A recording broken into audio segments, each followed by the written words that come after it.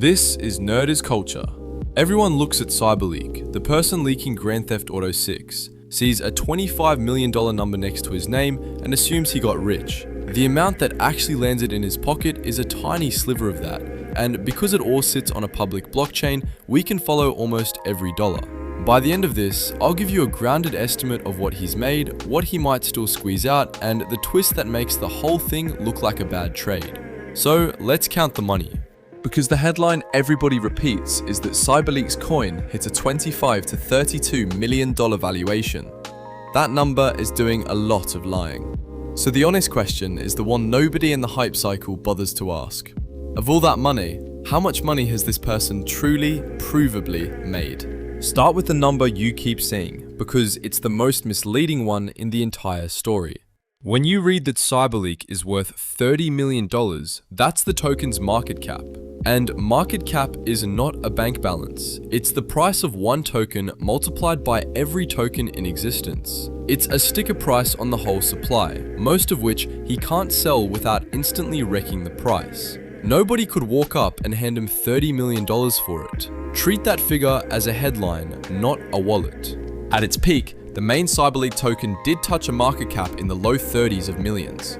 Hold that number in your head, because the entire point of this breakdown is watching how little of it is actually his. To understand the money, you have to understand what this leak actually was. Because it wasn't really a leak, it was an advertisement. Look at the order of events, because the timeline gives the whole game away.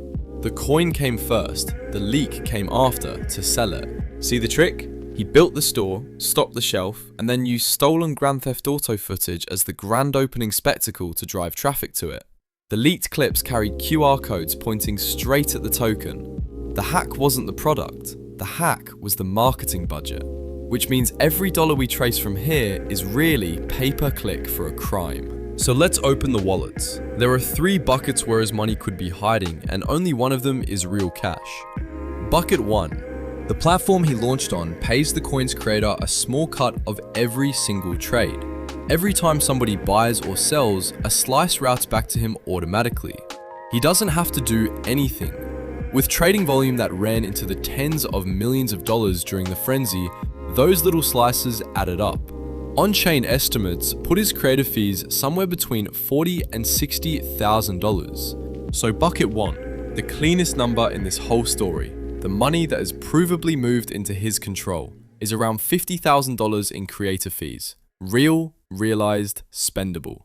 Remember that figure, because it's the floor, and it's a lot smaller than the headline. Bucket 2 is the big scary looking one, and it's the one people mistake for a fortune. Blockchain sleuths found a second private wallet tied to the creator, holding around 270 million of his own tokens. At the peak price, that stash was worth roughly $390,000. On paper, that looks like the real payday. But that phrase, on paper, is carrying an enormous amount of weight. Here's why that wallet is a trap. The moment he tries to sell a stash that big, he floods the market with his own coin and the price falls out from under him. He can't convert $390,000 of paper into $390,000 of cash. The act of selling destroys the value he's selling. At best, he could trickle some out quietly, maybe pull a chunk before buyers notice. But the full number is a mirage the same way the market cap is. And that window is slamming shut. Within days of the peak, the token's daily trading volume collapsed by roughly 98%. No volume means no buyers, and no buyers means that paper war chest is melting in real time. Every hour he waits, the pile he's sitting on is worth less. Bucket 3 is the one he shouts about the loudest. And it may be worth exactly nothing. CyberLeek has publicly demanded a ransom of around 400 Monero, a privacy coin, which works out to somewhere near $160,000. Pay up, the threat goes, or more leaks. It's a big dramatic number. It's also, so far, entirely imaginary. Because a demand is not a deposit. Take-Two, the company that owns Rockstar, is a giant publicly traded corporation with a hard rule that basically every serious company follows. You do not pay extortion. Paying just paints a target on your back for the next 10 hackers. There's no sign a single coin of that ransom has been paid, and realistically, there never will be. For our math, treat bucket 3 as a 0. Now for the part that turns this from a high story into a comedy. Because the people who made the most money off this hack weren't the hacker. When the coin launched, automated trading bots pounced within the first few minutes, bought in cheap and dumped near the top. On-chain analysts found that the 5 biggest of these sniper wallets pulled around $158,000 out between them. One single bot turned about $1 of Solana into just over $25,000 of profit in a little under an hour. Sit with that. The top handful of anonymous bots who took zero legal risk, who never touched Rockstar's servers, appear to have walked away with more realized cash than the leaker himself. They didn't hack anything, they just recognized his crime as a pump and front ran it. CyberLeek did the felony, the bots did the profit. So let's put the buckets side by side and actually add it up, honestly, with the guesswork labeled as guesswork. Here's where the CyberLeek money actually sits, and notice what's smallest. The only slice he can truly spend, his realized fees, is dwarfed both by the paper he probably can't cash and by the bots who beat him to the exit. So the model looks like this. Provable, spendable cash right now, about $50,000. If he's smart and quietly bleeds out that private wallet before the coin dies completely, maybe another $50,000 to $150,000 on top, and that number shrinks every day. The ransom assumes zero.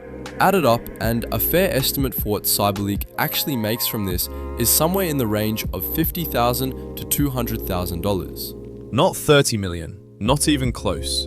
A realistic, blockchain-grounded take of low to mid 6 figures, with the high end depending entirely on how cleanly he can dump a dying token before it's worthless. That's the whole prize. And here's the context that makes it almost sad. The game he's holding hostage is projected to earn over $1 billion in its opening weekend. He torched his freedom to skim, at the very most, a couple $100,000 off the hype around it. This is legal gameplay, by the way, not anything leaked, which leaves the only question that matters once the money's counted.